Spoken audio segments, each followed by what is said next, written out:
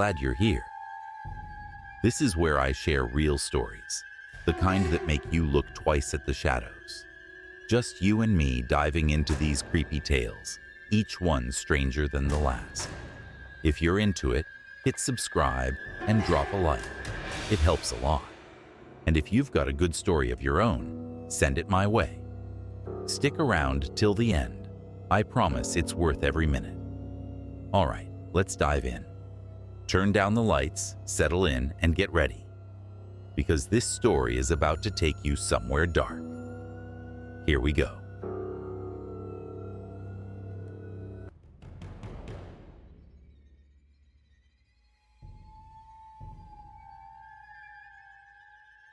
We decided to explore the abandoned house on a Friday night, thinking it would just be a fun adventure among friends. There were 4 of us, me, Tom, Amanda, and Josh. It was one of those houses that everyone in town talks about, with rumors of old stories, tragedies, and strange happenings. The facade was worn down, with broken windows, and the wood creaked with every step. The gloomy atmosphere already sent shivers down our spines, but we were all laughing and making jokes to mask our nervousness. When we finally entered, the first thing we noticed was the smell of mold and the heaviness in the air, as if the house had kept everything that had ever happened there. We started to explore slowly, lighting our way with our phone flashlights, and soon realized that the silence was almost absolute, with no sounds coming from outside. We went up the stairs, exploring every corner and trying to convince ourselves that it was all just legends. That was when we heard the first footsteps from upstairs, something subtle but clearly human. We stopped and exchanged glances, unsure of what to do. At first, we thought it might be an animal or even another person exploring the house, but the footsteps were methodical, as if they were matching our pace. That initial feeling of fun was replaced by fear, and the tension in the air became palpable. The atmosphere inside the house grew heavier, and we started to question whether we should continue. Amanda suggested that we leave, but Josh laughed, saying it was probably just the sound of the old house settling. I wanted to believe that too, but then we heard a voice, something low, whispering, coming from upstairs. It wasn't just the sound of footsteps or creaking wood. It was a human voice, distant yet perfectly audible. At that moment, my heart raced, and I saw the same fear on everyone's faces. Tom took my hand and started to pull me, suggesting we turn back, but Josh, for some reason, seemed hesitant, almost as if he wanted to go upstairs more. However, none of us had the courage to stay there and find out what was really happening. We lowered our flashlights and began to descend the stairs as quickly as we could, trying not to make much noise. But just as we were nearing the exit, Josh stopped abruptly. His expression changed. His face was pale, but his eyes had a strange glint, as if he had seen something we hadn't. In a voice that didn't seem like his, he said, "Let's go back. You need to see this." It was as if another person was speaking through him. Amanda and I exchanged scared glances, realizing that something very strange was happening with Josh. Josh's voice sounded different, almost as if it were another person talking to us. He had always been the jokester of the group, but in that moment he seemed serious and dark, which scared everyone even more. I tried to convince him to leave right away, but he insisted, repeating that we needed to go back upstairs, as if he were in a trance. Amanda began to panic, gripping my arm and begging us to leave, but Josh wouldn't budge. He stared intently at the top of the stairs, his eyes almost glazed over.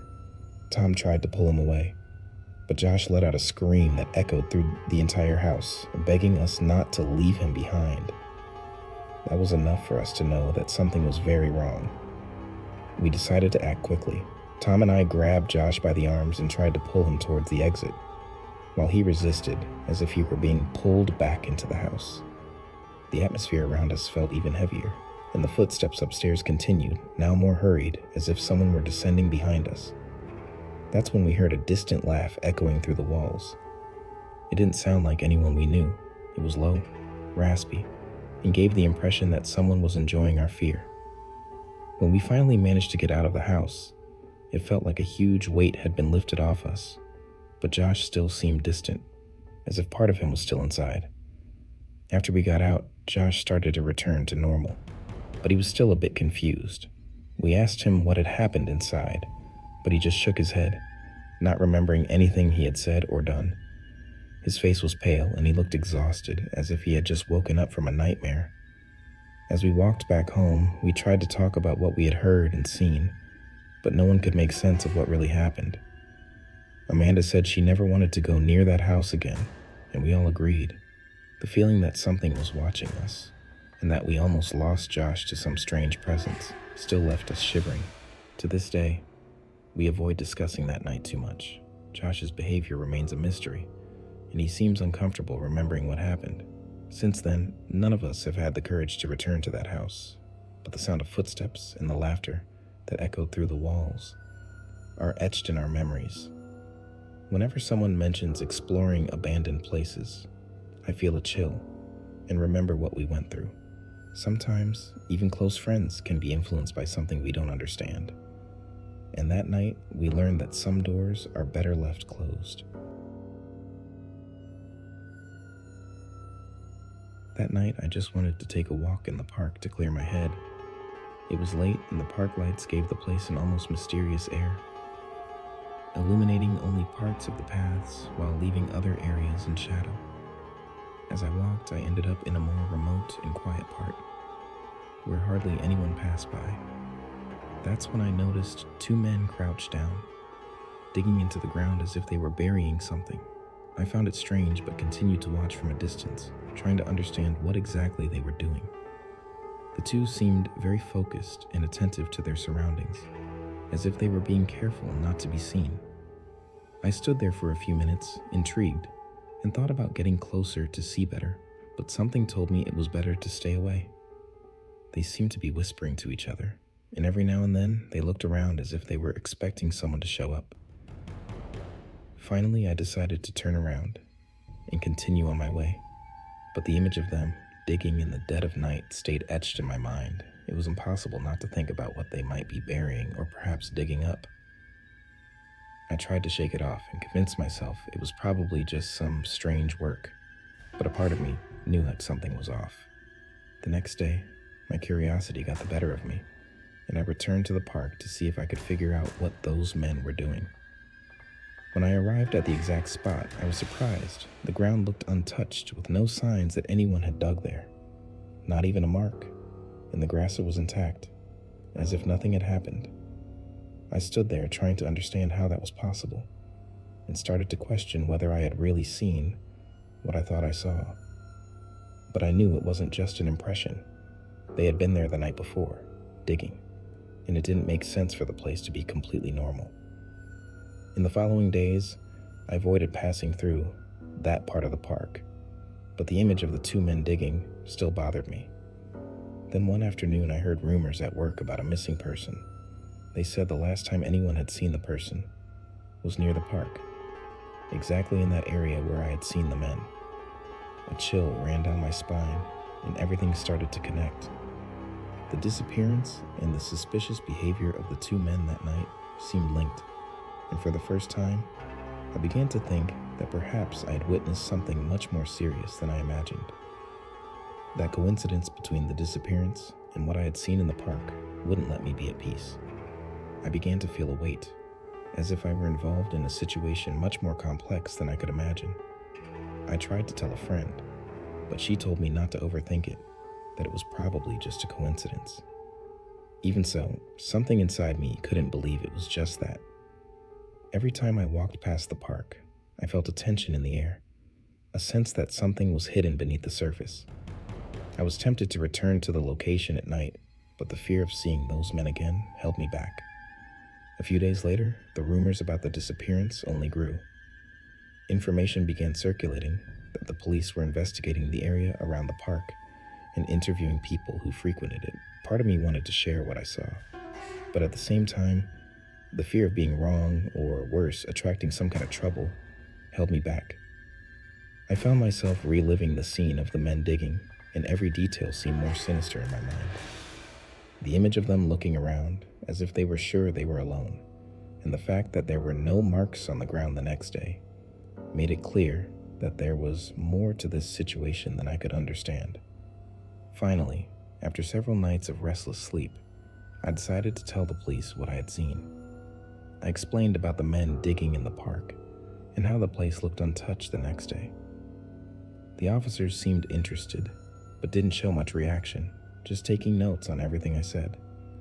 I left the station with a strange feeling, as if something important was beyond my control. In the following days, I completely avoided the park, and every time I heard a new update on the case, I felt a chill. It felt like that simple nighttime stroll had placed me right in the middle of something dark. To this day, I don't know exactly what happened that night. The disappearance case eventually went cold, but still, the feeling that I witnessed something dangerous haunts me. Every time I walk near the park, I feel that same weight in the air, as if something is still hidden there. I've learned to trust my instincts, and since then, I avoid any place that gives me even the slightest sense of danger. Some things, perhaps, are better left unanswered. It all started like any other normal day at work. I was heading out for lunch when I noticed a somewhat abandoned car parked near my office building.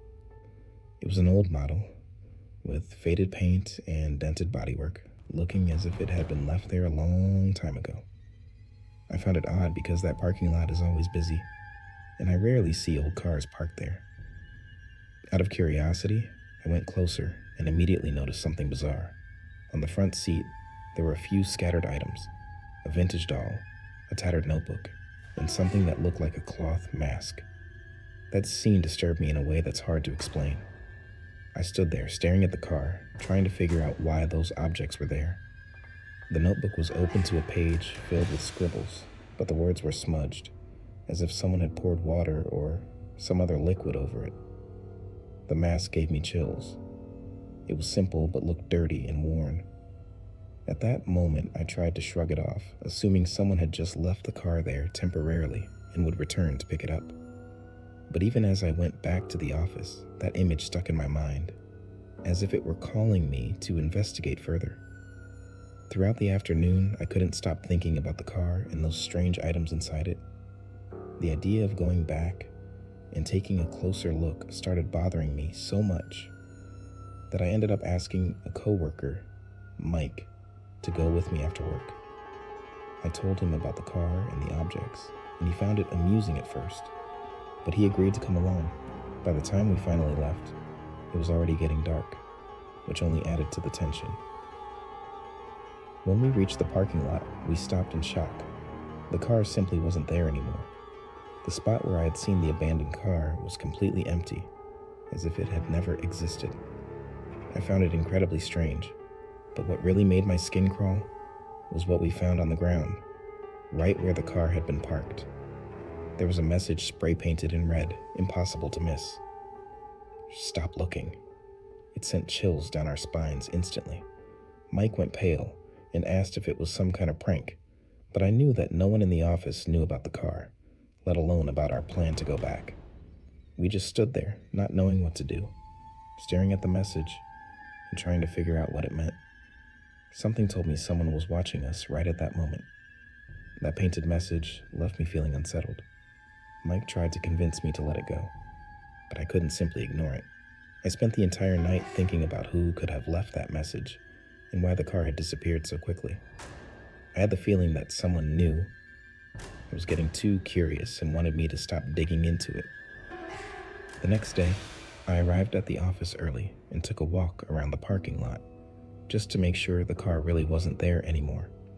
It was strange, but I felt as if I were being watched. I looked around but saw no one. During the day, I couldn't focus on work, and Mike also seemed uneasy. At one point, I received a text message from an unknown number. The message simply said, "You've been warned." My mouth went dry instantly.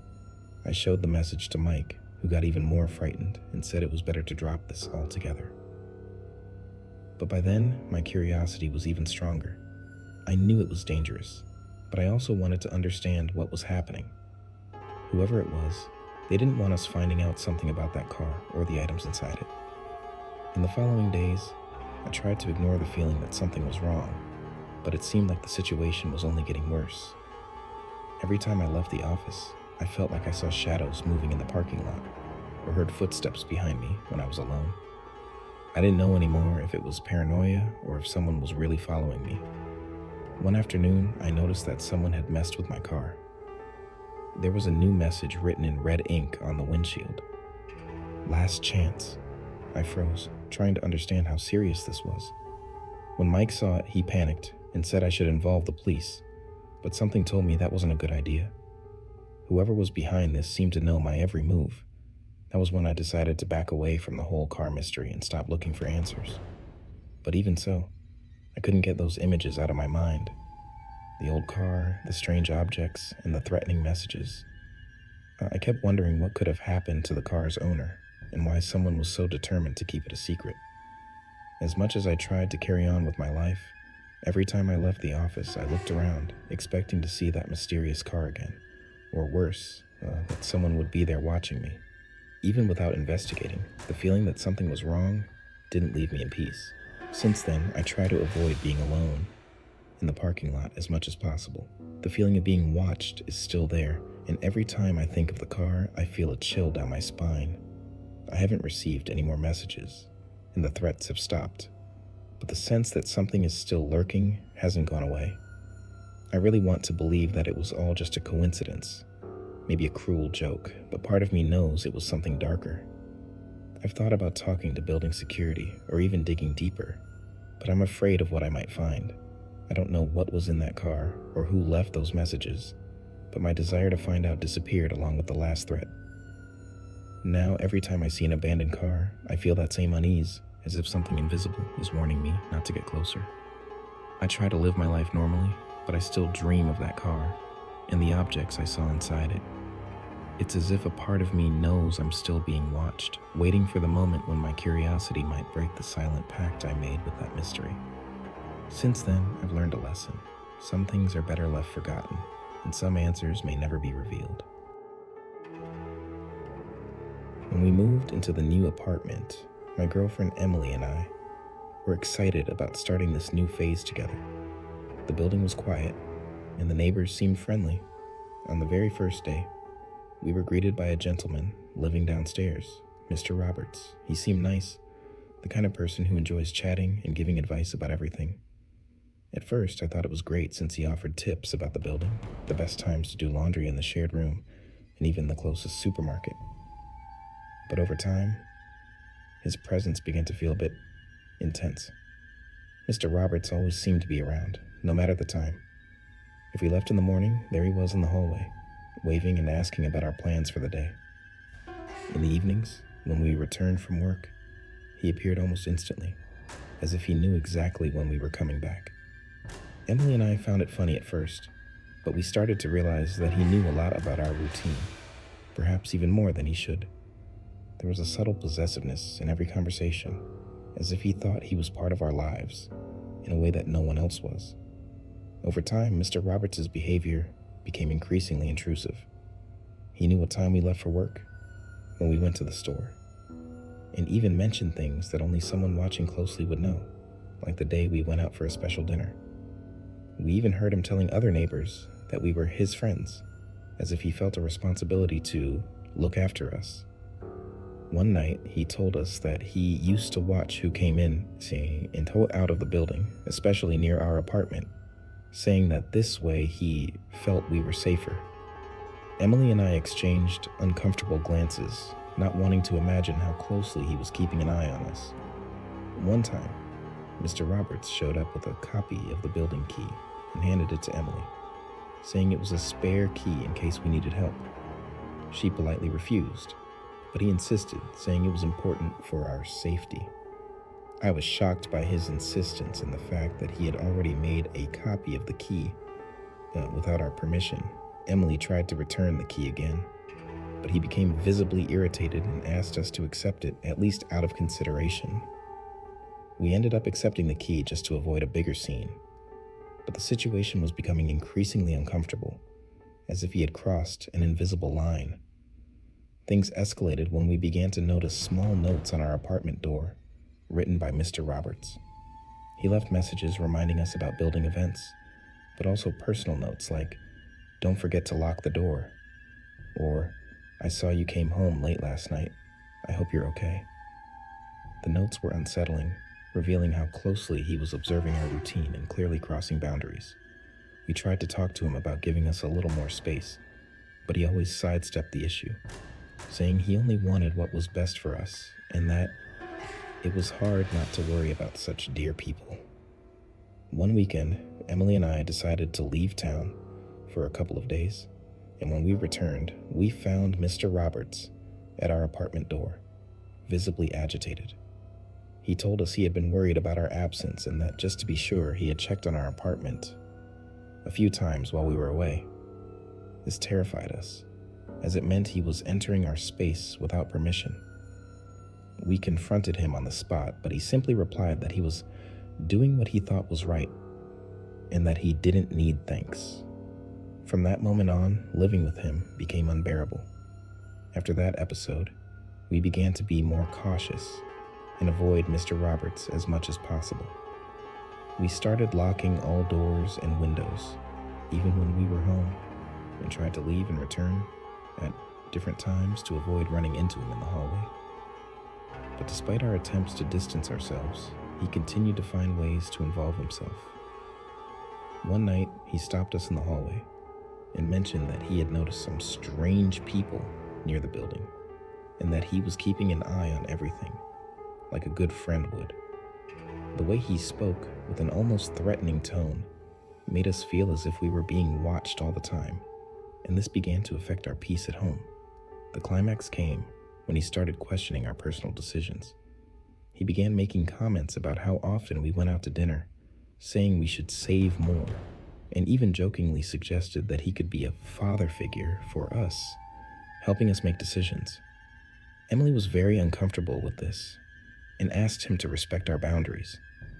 He, however, seemed offended, and for the first time, he showed irritation at being told to keep a certain distance.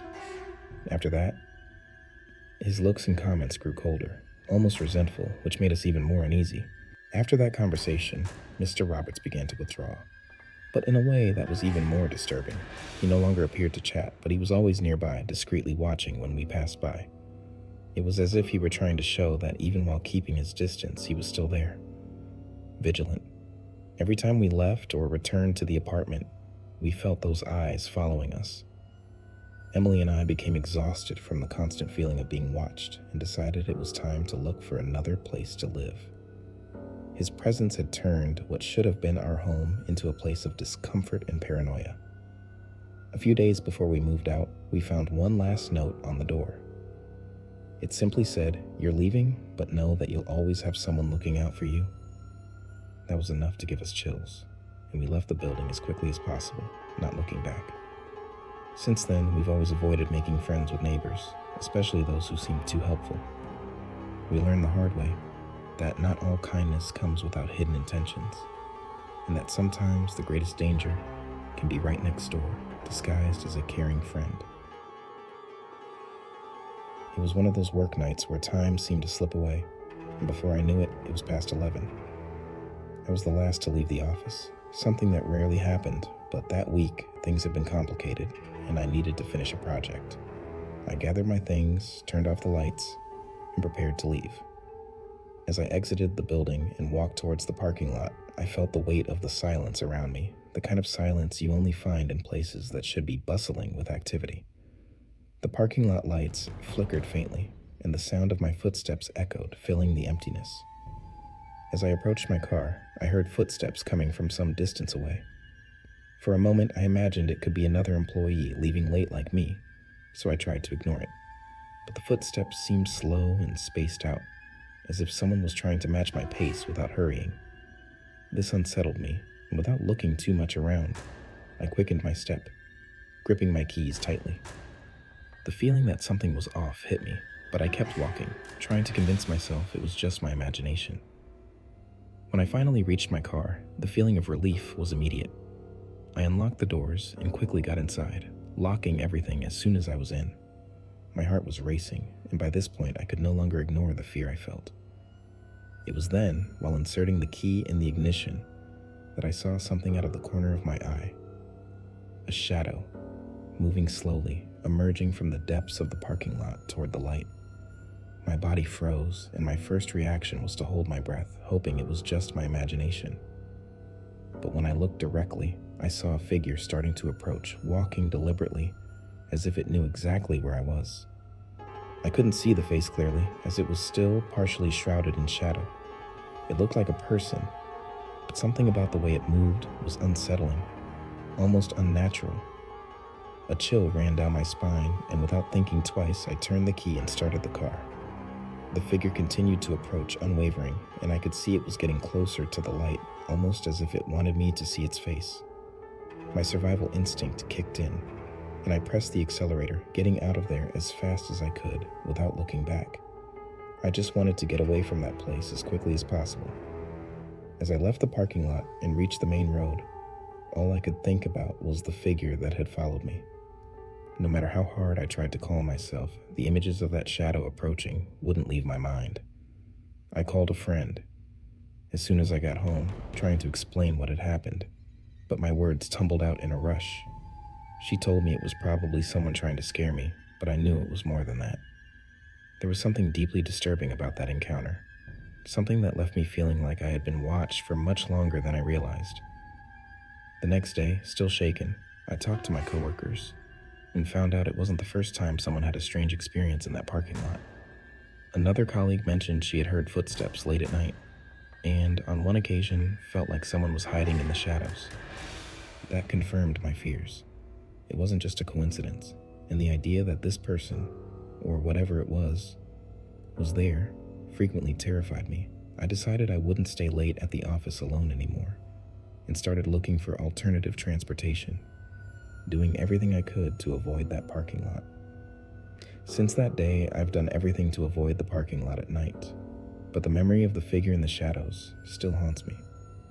On some nights, I still wake up to the sound of those footsteps echoing in my head, and I feel a chill run down my spine when I remember the calculated way the figure moved toward me.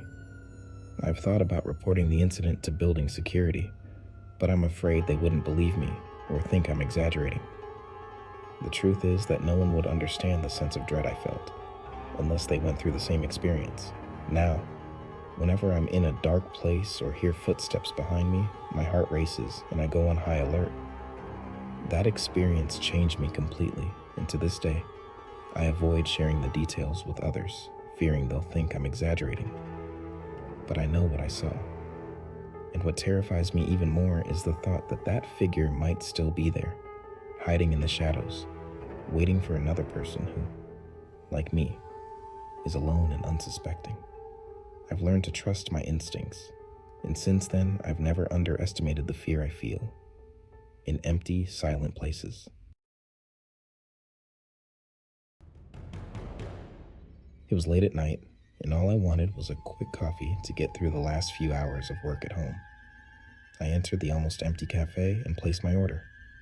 The barista, a laid-back guy I had seen a few times, seemed normal at first, but as he prepared my coffee, I noticed he was more tense than usual, discreetly glancing at the door. When it was my turn to pick up my order, he gave me a different look, subtly signaling for me to remain calm. I found that strange and turned slightly, trying to understand what he meant. That's when I saw two people near the counter, standing there, as if they were waiting for something, but with a suspicious posture. They wore baggy clothes, and their caps covered most of their faces. The tension in the air became almost palpable, and I realized that something was about to happen. Not wanting to draw attention, I looked back at the barista, who gave me a slight nod, indicating that I shouldn't make any sudden movements. My heart began to race, and all I could think about was how to get out of there without them noticing. Those seconds felt like an eternity. The two strangers began to move around the place, first as if they were just wandering, but it quickly became clear that was not the case. One of them approached the register, putting his hands in the pockets of his coat, while the other stayed closer to the door, watching everyone who was there. The barista, still trying to remain calm, handed me my coffee with slightly trembling hands. When I touched the cup, I realized he was more nervous than I had imagined. He gave me a brief look, almost apologizing, as if he already knew what was about to happen. Suddenly, one of the suspects pulled something out of his pocket. It looked like a gun, but I could only see the reflection of the metal. In a low, threatening voice, he ordered everyone to get down and told the barista to empty the register. My body froze. All I could hear was my own heavy breathing and the sound of the barista struggling to open the cash drawer with trembling hands. No one dared to look directly at them. Everyone just wanted this to end quickly and without problems. Each second that passed felt like an eternity, and I could only think about how to leave safely. Kneeling on the floor, I could feel the cold tiles through my clothes, and my mind raced, imagining 1,000 ways to protect myself if something went wrong. The other customers were also crouched down, exchanging quick, panicked glances, while the barista tried to maintain his composure. The second man, who was near the door, kept moving, as if afraid someone would try to escape. Each of his movements was calculated, and he kept his eyes fixed on us, ready to react to any sign of resistance. I had never been in a situation like this, and despite my fear, I tried to control my breathing, hoping they would take the money and leave. Meanwhile, the barista finally managed to open the cash drawer, handing over all the cash to the first man, who seemed satisfied with the amount. But instead of leaving quickly, the two started to argue among themselves, as if they were deciding on the next step. My heart began to race even faster.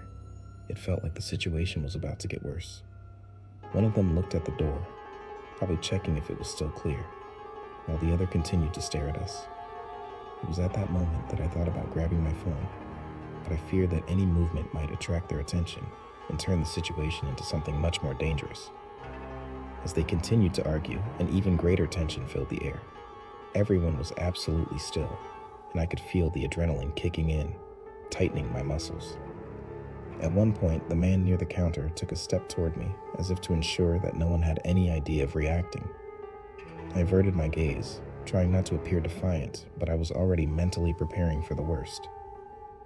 However, after a few seconds of absolute silence, the man next to him murmured something, and finally the two began to move toward the door, still keeping a watchful eye on us. As soon as they left, no one moved for a few seconds. It was as if everyone was waiting to make sure the danger had passed. Then the barista let out a heavy sigh, still visibly shaken, and he was the one who broke the silence. In a trembling voice, he thanked us for staying calm and quickly grabbed the phone to call the police.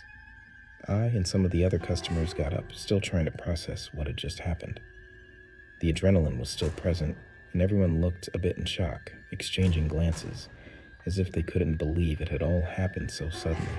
A few minutes later, the police arrived and began asking questions to all of us, still trying to understand what had happened and gather as much information about the robbers. I described what I saw, their clothing, and how they acted, but it still felt surreal to recount the events. The barista also looked clearly shaken, but tried to keep his composure while explaining to the officers everything he had seen. After a while, they released us, and I left feeling somewhat dazed, tension still in my body and my heart racing. The coffee that I just wanted for a little energy for work now represented a reminder of a moment I wanted to forget. Since that night, every time I enter a cafe late at night, I can't help but remember that moment. The feeling of being watched, of being at the mercy of someone armed and unable to do anything, is something that has stayed with me.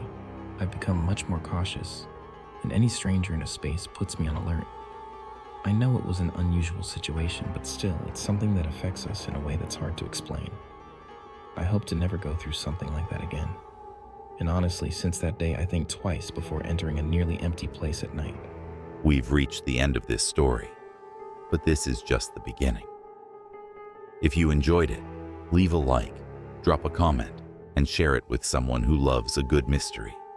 And if you've got a creepy story of your own, send it my way. Who knows, it might be featured here on the channel. Thanks for sticking with me till the end. See you next time.